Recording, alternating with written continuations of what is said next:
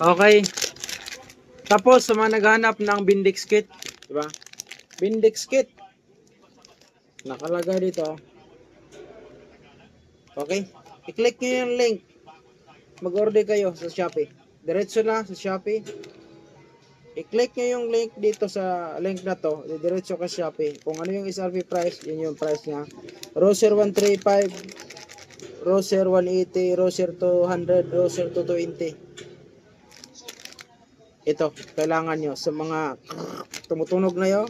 Ayan na nagpo start po, nagpe-freeway lang. Ito, baka durog na yung mga Bindix mo. Yeah. Pag pina-start mo, umiikot yung starter motor, pero naglagutok ng ilalim, maaaring nadudurog na yung mga ganito mo.